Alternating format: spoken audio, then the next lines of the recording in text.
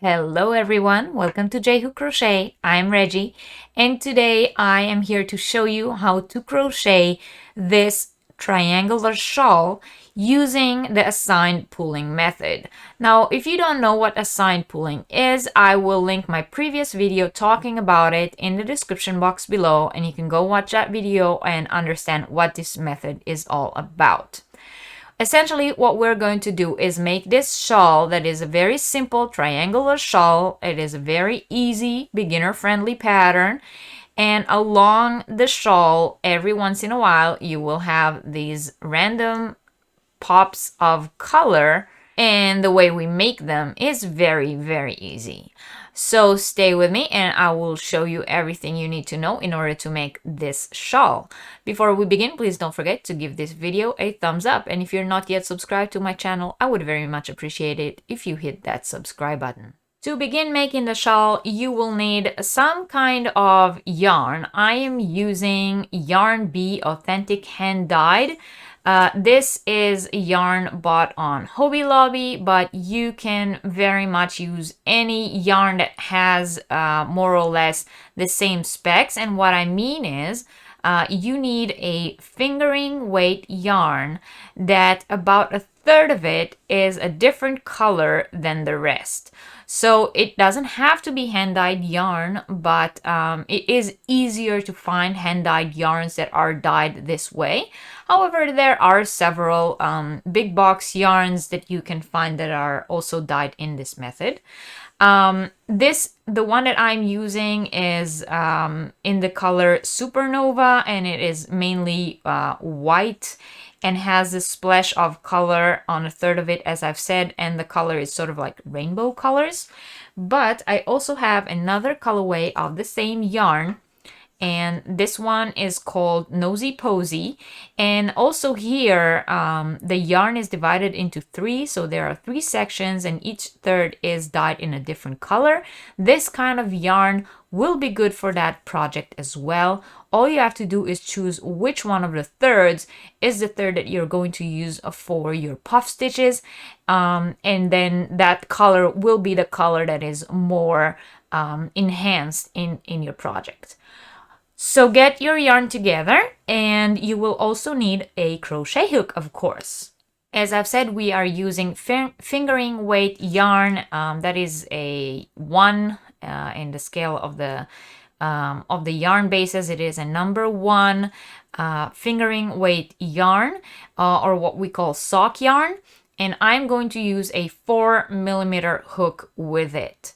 Now, if you are not comfortable with a 4mm hook with that sort of yarn, if you feel that it is a little bit too big, then you can go down to a 3.5mm, but I wouldn't recommend going more because we are using puff stitches along with regular double crochet stitches. We do want that elasticity and flow in our project. So the 4mm hook, which is a little bit bigger than what you would normally use with these yarns, might be better for this specific project. So get your materials together and let's begin. I caked up my yarn and we are going to begin. And to begin the project, we have to begin in our main color. So we do not start at the part of the yarn that has the color that we're going to be enhancing, or the third of the yarn, the color that we decided to use for our puff stitches. So if the yarn starts in this section, I'm going to skip it and I'm going to make my slip knot in the clear section. So we begin with a slip knot, and we are going to chain 4 and close them into a circle. Now, if you prefer to use the magic circle method, you can do that. I personally prefer this method because I think it is more secure, but you know, you can do whichever of the two methods that you feel more comfortable with.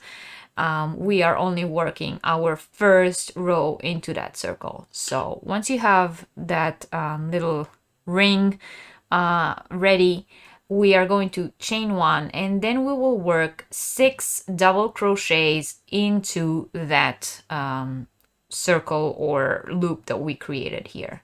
So 6 double crochets into the circle. 1, 2, 3.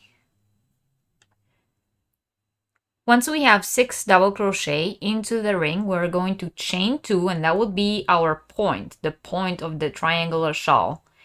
And now we're going to work 6 more double crochets. So 1, 2,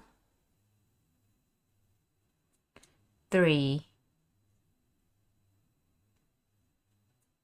4. And now you see that I am coming to my color section.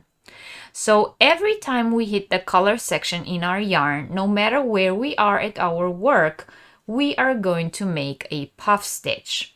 Now the way we make a puff stitch is we yarn over and we go into the stitch that we are working in and we pull up a loop. And that is the first loop. And we yarn over again, go into the loop and pull up a loop, and we do that until we have used the entire colored section. So we may do 5 times, we may do 6, you may do less. It depends on the color length change, the color changes length in your yarn, the hook you're using, and how tight you're crocheting. But once you have worked up all of your colored section, you yarn over one more time, go through all the loops on your hook, and chain. Now this chain does not count as a stitch, it just closes our puff stitch. And every time we make a puff stitch, it counts as a regular double crochet on our work. So with me, it was the number 5 stitch on this side. So I still need to put one more double crochet into the loop. And this is what my row 1 looks like. Yours might look different because of where the color changes in your yarns are. To go on to the next round, we chain 3. And that chain 3 counts as our first double crochet. And we turn our work. And we put 2 more double crochets into the same stitch. So the same stitch we chain 3 out of, we're going to put 2 more double crochet in there. 1 and 2. And now we are going to put 1 double crochet into each stitch until we get to this chain 2 space. Now just remember, if you on your first row also have a puff stitch, it could be that you don't. Once again, it depends on what yarn you're using. But if you have a puff stitch on your first row, just make sure that you work your double crochet not both into the stitch and into the chain space, because you remember we made 1 chain to close the puff stitch, and when you look at it, it will look like 2 stitches from above. This is the top of the puff stitch and this is the chain space, and you have to only work a double crochet into one of them, because if you work into both, you will be increasing your stitches. So just choose one and work your double crochet into. I find that it is easier and looks nicer to work into the puff stitch itself and not into the chain space. So I'm going to put a double crochet in there, and then I will skip that chain here and work 1 double crochet into the next stitch. So we continue putting 1 double crochet into each stitch until we hit our chain space. That chain 2 that is going to be the point of our triangular shawl. And all along the shawl, whenever we get to the chain space, we're going to put 2 double crochets, chain 2, 2 double crochets into it. So that's 2 double crochet, 1 and 2, chain 2, and 2 double crochet again, 1 and 2. Now, it could be that every once in a while your color section will appear whilst on the chain space. In that case, just as we did before, you do a puff stitch instead of a double crochet, but it counts as only one stitch, just as it did before. So for me, once again, I hit my color section here. So in my next stitch, I'm going to put a puff stitch. And as I have explained before, I don't even need to count. I'm just going to yarn over and go into the stitch as many times as needed until I have used up the entire color section of the yarn.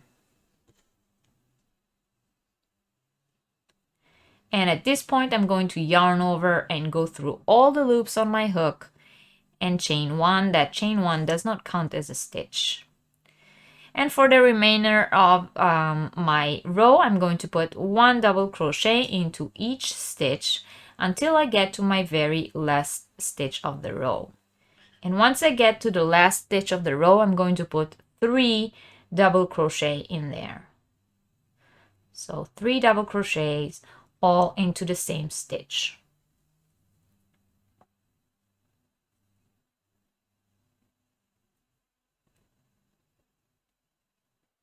So this is what my work looks like after 2 rows, and you can already sort of see the pattern starting to emerge. And what we're going to do is we're going to continue in this method all throughout the shawl. So the row always begins with a chain 3 and turn, and then chain 3 always counts as our first double crochet of the row. And then we work 2 more double crochets in the first stitch, which essentially gives us 3 double crochets in the first stitch. Then we work 1 double crochet into each stitch along the side until we hit our chain space. In the point in our chain space, we make 2 double crochet, chain 2, 2 double crochet. And then we work 1 double crochet along the other side, 1 double crochet into each stitch until we hit the last stitch, which is our chain 3 from the previous round, and we put 3 double crochet in there. And we just continue in this method all through our shawl, and whenever we get to the color section in the yarn, we do a puff stitch like I showed you. So the puff stitches will appear sort of randomly, and as your work grow, they might be closer together to each other or further away from each other, but you follow the flow of the yarn. So you let the yarn dictate when the puff stitches appear, which I think is the most fun part of this project. So once your shawl is big enough or the size that you wanted it to be, all you gotta do is fasten off and hide your tails.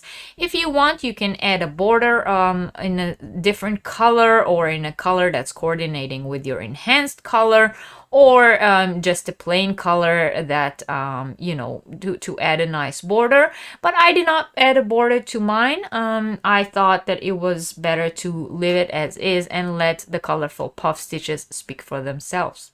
Once your work is done, it will look something like this, and I think it gives it kind of like a funky, different look. Some people might say weird, but I think it's good weird. I think it's nothing like any other crochet project that I have seen before, and depending on what yarn you use, this shawl might look different every single time you make it. If you have a yarn that has 3/3 each of them colored in a different color, and you can even do the puff stitches on 2 of the colors, and then you'll get more of them. Or you can decide that you do a puff stitch for one color, the double crochet for whatever you choose is your main color, and then a different stitch for the third color, and then you'll have even more texture in your shawl. The fun about assigned pulling is that you can really do whatever you want. It gives a lot of freedom, and projects can look different every single time you make them. So if you found this tutorial useful, please don't forget to give it a thumbs up. And if you're not yet subscribed to the channel, please hit that subscribe button for a lot more crochet and yarn knowledge on my channel. If you've made something using this tutorial, I would love to see it. So you can post it on Instagram and tag me, or you can post it on our Facebook group. The links to all of these are in the description box below the video. Thank you all very, very much for watching, and I will see you next time. Bye!